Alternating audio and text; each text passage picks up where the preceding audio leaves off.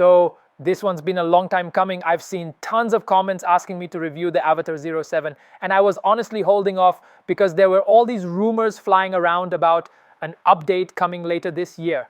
And yep, they did drop something on September 20th, but let's just say it was a bit of a letdown. They're calling it a model year update, but honestly, it barely counts as a facelift. No changes to the exterior at all. They just added a few more features, tweaked some configurations, and dropped the price a little to make it more competitive. That's about it. Now, let's talk about the elephant in the room. The Avatr 07 is kind of an awkward model. It's almost like the company is admitting that the Avatr 11 didn't quite hit the mark. And now they've built this as a way to quietly move on. Honestly, it's a bit of a self-own, but once you see the whole video, you'll probably come to your own conclusion. Anyway, let's kick things off with the usual dimensions. The Avatr 07 measures 4,825 millimeters long, 1,980 millimeters wide, and 1,610 millimeters tall with a wheelbase of 2,940 millimeters. For context, the Avatr 11 is just 70 millimeters longer with 35 millimeters more in wheelbase, but surprisingly, it's actually 10 millimeters narrower. So yeah, the two cars are nearly identical in size. In person, unless you're measuring with a tape, you really can't tell them apart by just looking.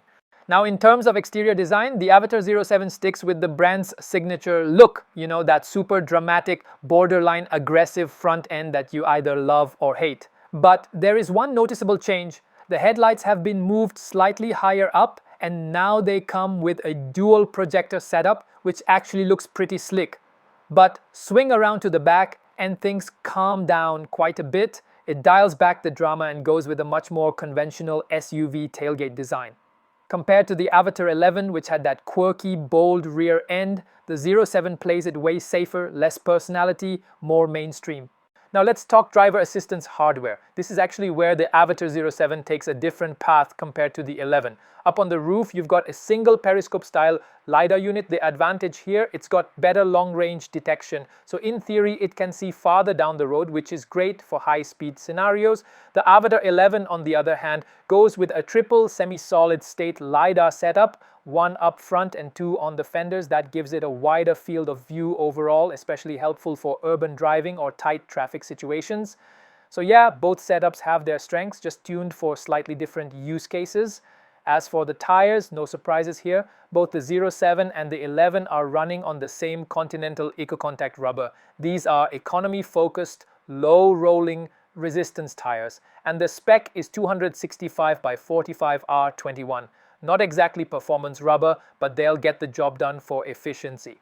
Alright, now let's dive under the car. Chassis time. Just like the Avatr 11, the 07 uses a double wishbone suspension up front and a multi-link setup in the rear. But if you peek through the wheel wells, one thing jumps out right away. The 07 comes with air suspension. Yep, you heard that right. The cheaper Avatr 07 actually gets better hardware, at least on paper, than the more expensive 11. That's wild. And that's not all. The 07 also gets CDC dampers. Those are continuously controlled damping shocks. So it's got the tech to dynamically adjust the ride depending on what you're doing. Pretty impressive stuff. Now it's time to bring out my trusty magnet, and yeah, no surprises here. The upper control arm is aluminum. Slide under the front end and you'll find that the entire front suspension is made from aluminum alloy.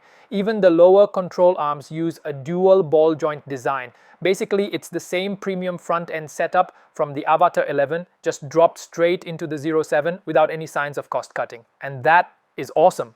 Moving on to the rear suspension, and yep, it's pretty much the same story here. From what I can see, the rear setup looks identical to what you'll find on the Avatr 11. The main lower control arm, aluminum. The rest of the links, those are made of steel. Structurally, it uses a separate spring and damper layout, which gives the suspension more room to breathe, literally. It allows for greater tuning flexibility and makes packaging a bit easier too. Oh, and the rear subframe, also aluminum. Nice. So overall, when it comes to the chassis, the Avatr 07 is honestly punching way above its price point. Structurally and material-wise, it's on par with the 11. No shortcuts here.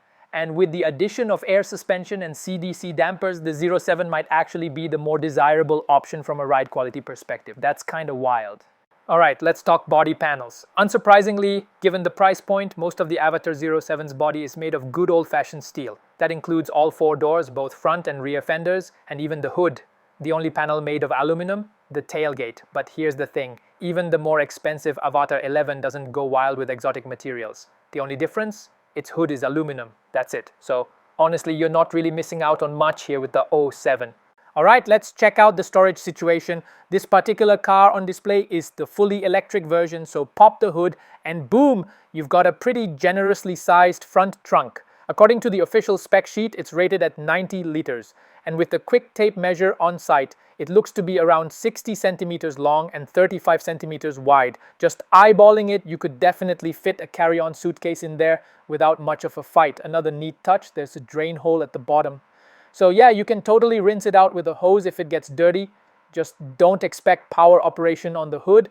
It's manual only, but for what it is, the frunk is pretty usable. And while we're up here, check this out. The entire underside of the hood is lined with massive sound insulation. Like, it covers nearly the whole panel. Clearly, Avatr's putting in the effort when it comes to cabin quietness. That's a good sign.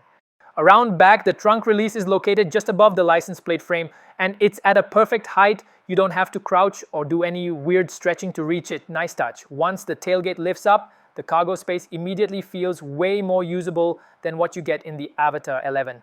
Let's break it down by numbers. You're looking at about 94 centimeters of depth, 103 centimeters of width, and 62 centimeters of height in its standard configuration. Fold down the rear seat backs and that depth stretches all the way to around 170 centimeters. I actually tried it. I can lie down back here completely flat. So yeah, whether you're grabbing a quick nap or heading out for some car camping, this thing's ready to go. Now, if you're around 180 centimeters tall, you might need to get a little creative and fill the gap between the front and rear seats. But overall, super practical layout. Lift up the floor of the trunk and you'll find a recessed storage area underneath. Now, it's not super deep, but it's nicely shaped and super usable for smaller items. And here's a little pro tip. If you don't care about having a completely flat load floor, you can just take out the cover panel entirely. That's when this trunk really shows off its full potential. You gain a lot more usable vertical space, and honestly, it's the better way to maximize cargo capacity if you're taking a long road trip. But when it comes to actual functionality, the trunk is kind of a mixed bag. On the right side, you do get a small light for illumination, and on the left, there's a 12-volt outlet, which is nice to have. But that's basically where the good news ends. There are no hooks, no quick-release handles to fold down the rear seats, no anchor points for a cargo net, and not even slots to install a privacy cover. For a vehicle in this segment, that's honestly pretty disappointing. It feels like they just skipped over all the little usability details that make a trunk really practical. If you've seen my video on the Xiaomi U7, you might remember the issue with the rear seats. When you fold the seat backs down and then bring them back up, the seat belt gets pinched between the seat and the body. Super annoying design flaw. On the Avatr 07, I noticed a similar setup at first glance, and I was ready to call it out, but thankfully they didn't repeat the same mistake. The belts don't get trapped when you move the seats. So credit where it's due, they got this part right. Alright, let's move inside the cabin, but before that, let's take a look at the glass. The front windows use double pane acoustic glass, which is great for keeping things quiet. But the rear windows, just single layer glass. So clearly some cost cutting happened back there. Now, for the 2026 model year, every Avatr 07 comes standard with soft closed doors. Sounds premium, right? Well, kind of. Here's the weird part. The door hinges are tuned in a really strange way. If you close the door gently, it often stops right before the latch point, like it's almost shut, but not quite. And at that exact position, the soft close system doesn't activate. You actually have to give it a little push with your hand before the mechanism kicks in and pulls it closed. I tried this on both the front and rear doors, same behavior all around. So yeah, Avatr really needs to fine-tune the hinge calibration if they want the soft close feature to feel properly high-end. Now, looking at the door panels, this part actually impressed me. Everything is wrapped in leather. And I'm not just talking about the armrest area. The entire panel is covered, even the outside of the door pocket at the very bottom. Big thumbs up there. The upper section uses perforated leather with a strip of ambient lighting built in, and it really gives the door a premium look at night. And inside the door pocket, there's even a little light so you can actually see what you're reaching for. Love that kind of detail. The emergency mechanical door release is also placed in a visible, easy-to-reach spot. And unlike what you see in cars from XPeng or Tesla, the rear doors don't hide the emergency release behind a flap or use one of those cheap pull tabs. They just did it properly, and I really appreciate that. But the door design isn't perfect. There are two issues worth pointing out. First, the electronic door release button. Just like what we saw on the Zeekr X, Avatr placed the button toward the front of the door to prevent accidental touches. Sounds reasonable in theory, but in practice it's kind of awkward. You press the button up front and then your hand has to move backward to actually push the door open. It's not the end of the world, but it's definitely not the most natural motion. Honestly, the best solution would just be to put the button on the armrest. That's where your hand already is, and it solves the whole awkward push after press situation. The second issue is the central locking button on the door. There's no feedback at all, no click, no sound, no vibration. You have to long press it, lift your finger, and then check if the little light comes on to know whether the door actually locked or unlocked. It just doesn't feel intuitive, and it's easy to second guess whether it actually worked. Now, stepping into the cabin, the interior goes back to a much more traditional layout. Gone is that super artistic, but not very practical, dashboard design from the Avatr 11. Honestly, I'm pretty sure a good chunk of the 11's price tag was just paying for that wild-looking interior trim piece. Of course, the signature panoramic display across the dash is still here. Functionally, it feels a lot like the Xiaomi Horizon screen, just positioned a bit closer. You can customize what shows up on it, navigation, music, widgets, all that stuff. The front seats have a really sporty shape, but what stands out is the headrest design. Instead of the typical narrow headrests you see on most sport seats, these have this exaggerated horizontal curve, which actually makes them look a lot more comfortable. And get this, every trim level of the Avatr 07 comes standard with zero gravity seats. The seat back can recline to about 120 degrees, which is exactly what you expect from a proper zero gravity setup. That's a really nice touch. I climbed in and tried the zero gravity position, and it is genuinely comfortable. My knees are pretty much level with my heart, which is exactly what you want from a true zero gravity seat. So in terms of posture, they nailed it. But just like a lot of front row zero gravity seats, the leg rest is too short. My feet, along with part of my lower legs, are still hanging off the edge with no support. And because this car has a traditional glove box with a pretty decent volume, the leg rest can't raise up any higher. The glove box physically gets in the way. Personally, I'd give up the glove box completely if it meant getting a fully optimized zero gravity seat experience. How about you? Would you trade the glove box for more leg support?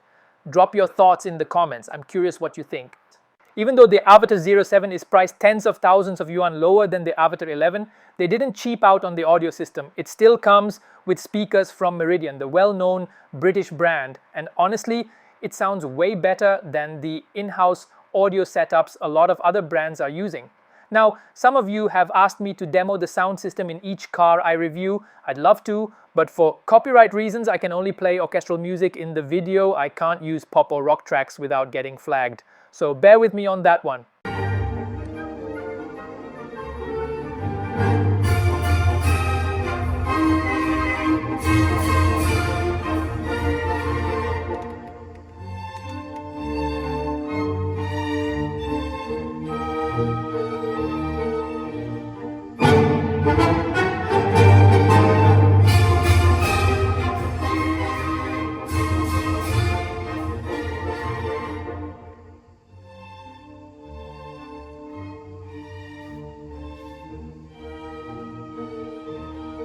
Unlike the Avatr 11, which uses a traditional round steering wheel, the Avatr 07 goes with an oval race car style design. The whole idea is to avoid blocking the panoramic display behind it, and functionally it makes sense, but visually it kind of looks like an abstract human face to me.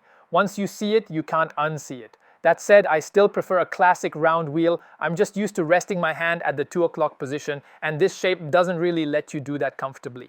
Just like the horizon display in the Xiaomi SU7, you still have to move your eyes up and down to read the information on the far end screen, and your eyes need to refocus every time you glance at it. It's not something you notice in photos, but when you're actually sitting in the car, it's definitely a thing.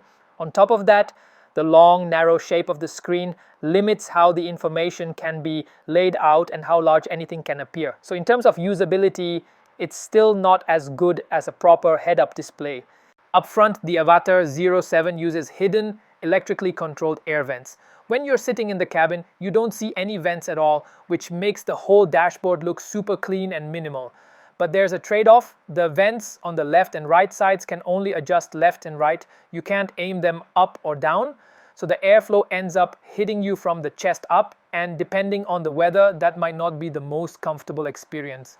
This particular car is the mid-trim rear-wheel drive version, so only the front seats come with heating, ventilation and massage functions. The rear seats in this trim only have seat heating. If you want ventilation and massage in the back, you'll have to go for the top trim model.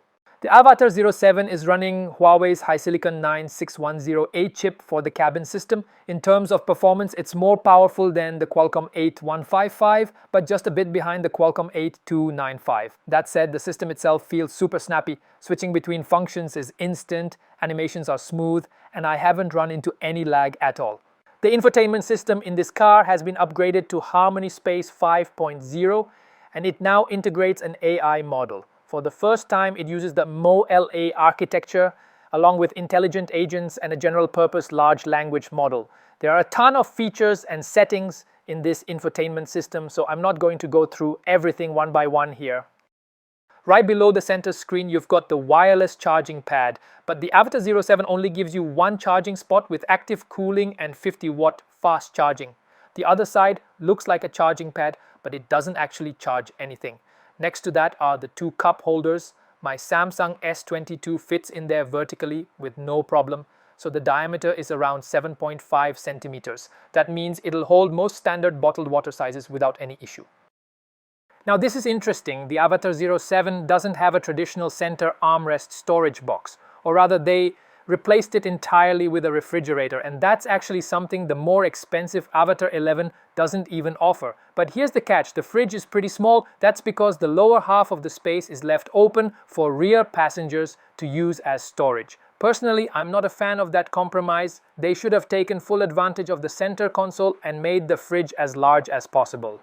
The storage space under the center console is pretty average in size, nothing surprising there. But up front, you'll notice something interesting. In the higher trims, this is where the built-in fragrance system goes, but on this model, it's just 3 circular caps covering the slots. Right next to that, you've got the dashcam memory card slot, along with one USB-A port and one USB-C port. And honestly, it's already 2025. There's really no reason to still be putting USB-A in here just to save a tiny bit of cost. Come on, Avatr, go all in and make it feel premium. Since this is the mid-spec model, the seats aren't wrapped in Nappa leather, they're synthetic. And you can feel it right away. The material is on the firmer side, the texture is just okay, and it definitely doesn't give off a premium vibe. The cushioning underneath is also not very thick, so in terms of pure seating comfort, I'd rate it as just average. The headliner is made of microfiber suede, and it actually looks and feels quite nice. When I glanced up, I saw the buttons for the reading lights, but I couldn't find the lights themselves at first. Turns out they're mounted underneath the digital rearview mirror. This is the first time I've seen that kind of layout. The car also comes with a panoramic glass roof and a powered sunshade. Big thumbs up for that. But there's no physical switch to control the shade. You either use voice commands or go through the infotainment system to open or close it. Now the glass roof itself is massive. It stretches all the way to right above the rear passengers' heads. When you sit in the back and look up, there's nothing blocking your view. It almost feels like you're in a convertible. The experience is genuinely fantastic. Out of all the 5-seat cars I've seen, this might be the longest continuous glass roof yet. In terms of vertical headroom, with the sunshade closed and the seat in its lowest position, I've got about 15 centimeters of space above my head. But if I raise the seat to the highest setting, it gets a lot tighter, only around 5 centimeters of clearance. For rear legroom, I set the front seat to my normal driving position and then sat in the back. I've got just under 20 centimeters of space between my knees and the front seat. For an SUV that's over 4.8 meters long, that amount of legroom is pretty average, nothing impressive. The good news is there's plenty of space under the front seats, so I can slide my feet all the way in and sit more naturally. The rear seat cushion is also tall and long enough to fully support my thighs, which really helps with overall comfort. There are no air vents on the B-pillars in the back. Instead, you only get 2 circular vents behind the center console. Underneath those, there's a storage compartment with a decent amount of space. And that's exactly the area that cuts into the depth of the fridge up front. And honestly, the design here is pretty bad. First of all, the back of the console looks like another awkward cartoon face. And those yellow vents, they look incredibly cheap and out of place. Totally at odds with the rest of the interior design. It really breaks the vibe. Fold down the rear center armrest and surprise, there's actually an electronic control panel built into it. From here, you can adjust the rear seat back angle, turn on the seat heating, move the front passenger seat forward, and even close the sunshade. Didn't expect that at all. With the rear seat back in its most upright position, I've got more than 10 centimeters of headroom. When I recline it to the maximum angle, there's still around 10 centimeters left. So in terms of vertical space in the back, it's actually pretty good. Alright, we've walked through the Avatr 07 inside and out. Because of limited time, there's no test drive in this video, but don't worry, I'll film a full driving review separately. Before we wrap up, let's talk configurations. The Avatr 07 comes in both range extended and fully electric versions. The range extended model has now dropped the all-wheel drive option, it's rear-wheel drive only. The pure electric version has 3 trims and all of them come standard with an 82.16 kilowatt-hour 4.5 C NCM battery from CATL. The base and mid trims are rear-wheel drive with 343 horsepower and do 0 to 100 kilometers per hour in 6.3 seconds. The top trim is all-wheel drive with 598 horsepower and does 0 to 100 in just 3.9 seconds. The main differences between the base and mid trims are the suspension and audio system. The mid trim gets air suspension, CDC dampers, and the Meridian sound system. The base model doesn't. Overall, the Avatr 07 gives you better features and more space than the Avatr 11 while costing less. No surprise, it's selling so well. And that's exactly why I said at the beginning, the launch of this car is basically Avatr admitting the 11 wasn't it, and now they are taking a more realistic approach to competing in the EV market. Personally, I just can't justify paying more money for an Avatr 11 that gives me less. Alright, that's it for today's video. If this was helpful, don't forget to like, subscribe, and share, and I'll see you in the next one. Peace.